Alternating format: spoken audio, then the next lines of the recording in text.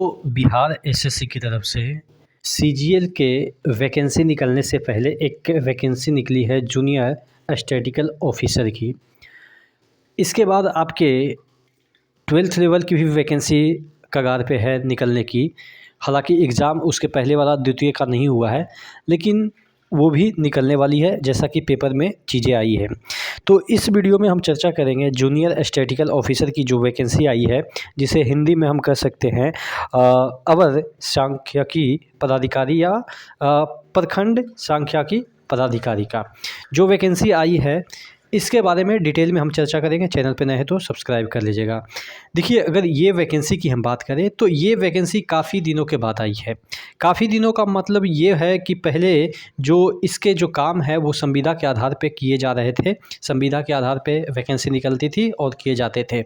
अब इसको परमानेंट के आधार पे वैकेंसी 10 साल के बाद एक अप्रोक्स निकाली गई है। और इसकी हम बात करें तो 1 अप्रैल से आप 19 अप्रैल तक इस फॉर्म को अप्लाई कर सकते हैं। लेवल 7 का पोस्ट है तो 44,900 इसका बेसिक हो जाता है। 53% डीए या आप जब ज्वाइन करिएगा उस समय तक तो 60% हो जाएगा। तो 624 यानी कि 25,000 के अराउंड आप इसमें डीए जोड़ दीजिए और उसके बाद एचआरए वगैरह जोड़ देते हैं तो ये आपके 70,000 तो तकरीबन यही हो जाते हैं। अदर अलाउंस मिला के आपको 80,000 के अराउंड वेतन हो जाएंगे। चलिए, तो ये इसके वेबसाइट पे जाके आप अप्लाई कर सकते हैं। सबसे बड़ी चीज़ ये है कि इसमें योग्यता के बारे में जो चीज़ें दी गई है उससे बहुत सारे लोगों को कन्फ्यूजन हो रहा है।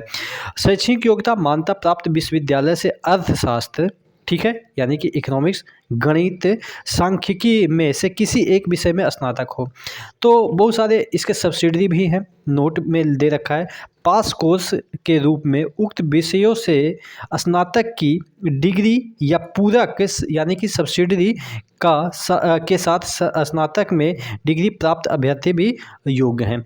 यानी कि सब्सिडरी जैसे आपके इसी मैथ्स की हम बात करें तो मैथ्स के सिर्फ सब्सिडरी में बीटेक काउंट किए जा सकते हैं, क्योंकि मैथ्स उसमें इंक्लूड है। 2 साल आपके फर्स्ट ईयर में वो पेपर 1 पेपर 2 होता है, फिर थर्ड ईयर में भी पेपर 3 होता है, तो वो भी इसमें इंक्लूड किए जा सकते हैं चूँकि सब्सिडरी वो भी आते हैं। ठीक है, जैसा कि अगर आप बीएड की हम बात करें तो उसमें मैथ्स वाले बीटेक वाले भी उनको लिए गए थे बीएड करने के बाद, तो उसी तरीके से यहाँ पे भी बीटेक वाले अप्लाई कर सकते हैं। ठीक है, तो ये चीज़ें हैं क्लियर हो गई होगी।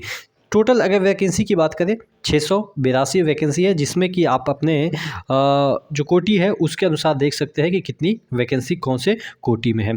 चलिए, टोटल वैकेंसी 682 है, जिसमें कि आपको आरक्षण महिलाओं को जो मिल जाती है। अदर स्टेट वाले हैं उनको एज ए जनरल कंसीडर किया जाएगा।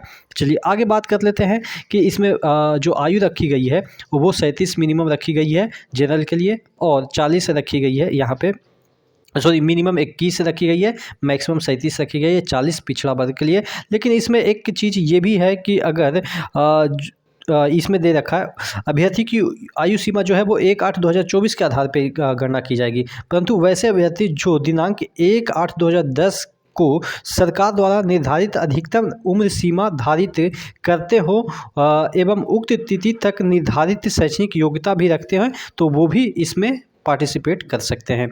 तो आप समझ गए होंगे। फिर इसमें जो भी संविदा के आधार पे हैं उनको 25 अंक, हर एक वर्ष का 5 अंक देने का प्रोविज़न है। तो आपको ये सीबीट ये ओएमआर बेस ही होगा, लेकिन 40,000 से ज़्यादा बच्चे एप्लीकेशन डालेंगे तो आपको मेंस भी होगा।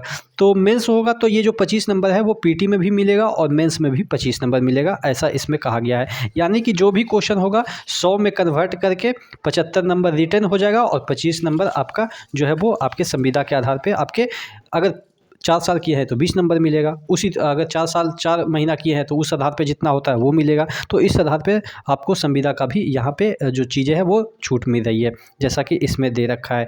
चलिए, पीटी मेंस दोनों परीक्षा लगभग होगी ही, चूँकि ऐसा कहा जा रहा है कि 40,000 बच्चे अगर एग्ज़ाम देंगे, 40,000 से ज़्यादा इसमें पार्टिसिपेट करते हैं तब जाके हम मेंस लेंगे, और बिहार के कोई भी एग्ज़ाम हो 40,000 से ऊपर चल ही जाता फॉर्म।